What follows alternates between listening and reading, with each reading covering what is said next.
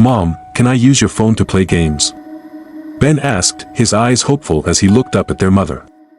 She was busy in the kitchen, chopping onions with a rhythmic precision that spoke of a million meals prepared before. "Just for a little while, Ben," she said without looking up, handing him the device. "Make sure you don't delete anything important, and keep the volume down, I'm trying to concentrate." Ben nodded, his heart racing as he took the phone. He had seen the videos saved under her password-protected app before. The videos she watched when she thought no one else was around. The ones that made her face flush and her breathing quicken. His curiosity had grown into something more over the months. Something that made him feel both guilty and excited. Ben's mother had always been strict with them about what they could watch, but he had figured out her password during one of her afternoon naps. He had watched the videos countless times, feeling a strange mix of emotions. He knew he shouldn't be watching them, but he couldn't help it. They made him feel something he didn't quite understand, something that made his body react in ways that confused him. One evening, as the sun dipped low in the sky, painting the world outside in shades of orange and pink, Ben's mother stepped out to get some ingredients from a nearby store. Ben knew she would be gone for at least 15 minutes. It was his chance. He quickly grabbed the phone and went to the spot in the house where the signal was strongest, the small corner of his room that looked out onto the dusty street. His sister, Lorado, was playing with her dolls on the floor. She was 10, with a cherubic face and eyes that held the innocence of 1,000 untouched mornings. Ben sat down beside her, the phone vibrating slightly in his hand. He knew he was about to cross a line, but the pull was too strong. He turned the volume down as low as it would go and opened the app.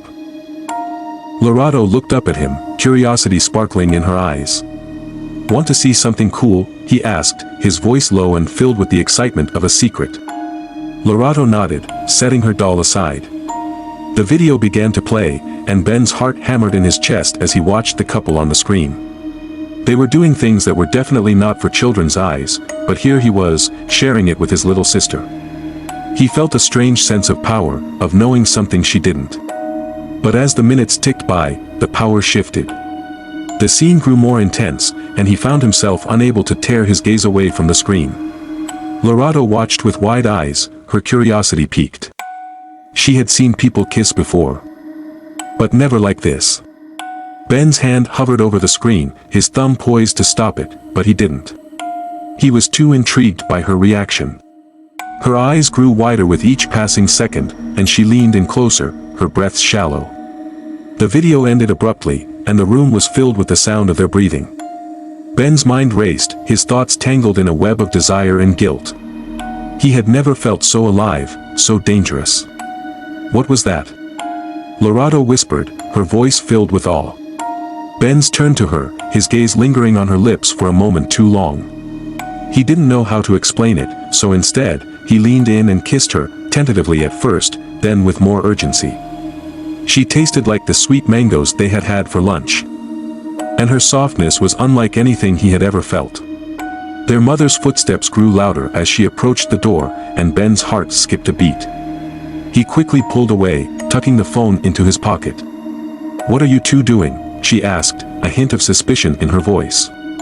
Ben's mind raced as he searched for an excuse. "Just playing," he said, hoping his voice didn't betray him. "Well, come help me with dinner," she said, turning back to the kitchen. "We need to get it started before it gets dark." Ben and Lorado exchanged a look, one that held a silent promise to continue their exploration later.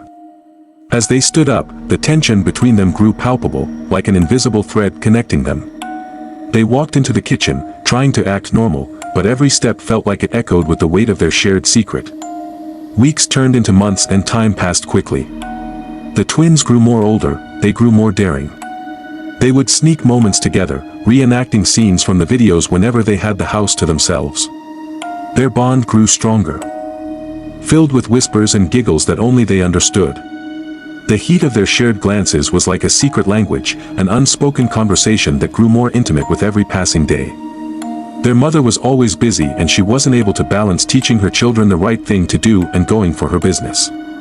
One time during the holidays, their older cousin, Jaden, who was only older than Ben and Lorado by a year, came to visit from the neighboring town. Jaden over time noticed the unusual closeness between the siblings, the way they would huddle together and share quiet laughs.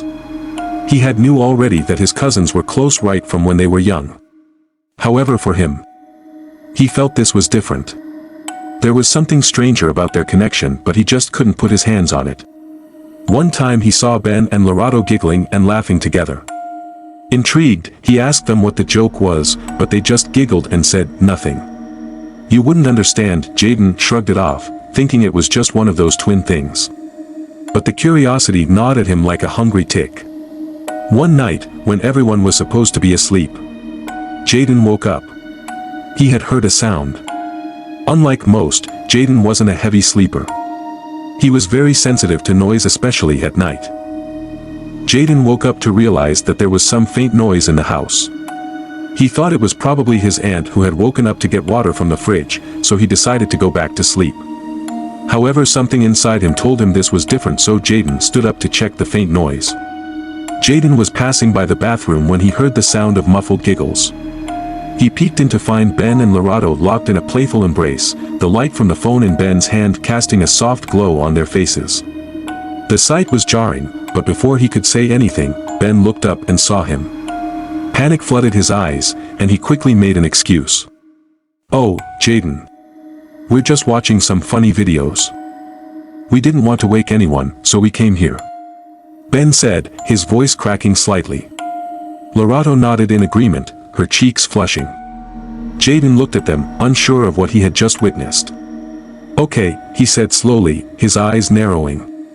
"But you guys could have just waited till morning. I'm sleepy. So I'm going back to bed," Jaden said. With a nod, Ben closed the door, his heart racing. He had never felt so close to being caught, so close to having their world come crashing down. But as he looked at Lorado, her eyes filled with a mix of excitement and fear, he knew that their secret was something they both craved. It was a bond that went beyond what was considered right or wrong. A bond that grew stronger with every touch, every shared glance. The next few days were tense, with the siblings waiting for the other shoe to drop. They avoided Jaden's gaze, afraid he had seen through their lie. But their need for each other was too great to ignore. They continued their clandestine meetings, each one more passionate than the last, each one pushing the boundaries of their taboo love. They were caught in a whirlwind of desire and deceit, their hearts beating in time with the rhythm of their secret trysts. One afternoon, as Ben shot hoops outside, the dust rising in clouds around him, he saw Jaden approaching from the distant horizon. His heart sank. He knew he couldn't keep this from him forever. Jaden had a look in his eye, a knowing glint that made Ben's stomach turn. His cousin had always been the charmer, the one who could make the girls giggle and blush. But this time, it was Lorado he had set his sights on. As Jaden drew closer, Ben's grip on the basketball tightened. "What do you want?" he asked, his voice gruff. Jaden's smile was sly. "Oh, I just wanted to talk to your sister," he said, his eyes flicking towards the house. "I have a feeling she'd enjoy what I have to say more than you would." The words hit Ben like a punch to the gut. He knew what Jaden was insinuating, knew what he had seen. His mind raced, trying to figure out what to do, how to protect Lorado. The following day, Lorado was playing with her hair in her room when Jaden found her. He sat down beside her, his eyes gleaming with a hunger that made her stomach churn. "Your brother's not here, is he?" he asked, his voice low and seductive. Lorado nodded nervously. "Good," Jaden murmured, leaning in closer. "Because I know what you two have been doing." Her heart pounded as he leaned down, his lips brushing against hers. "You can have fun with me too, or I'll tell everyone," he whispered, his breath hot against her ear. Panic and anger surged through Lorado.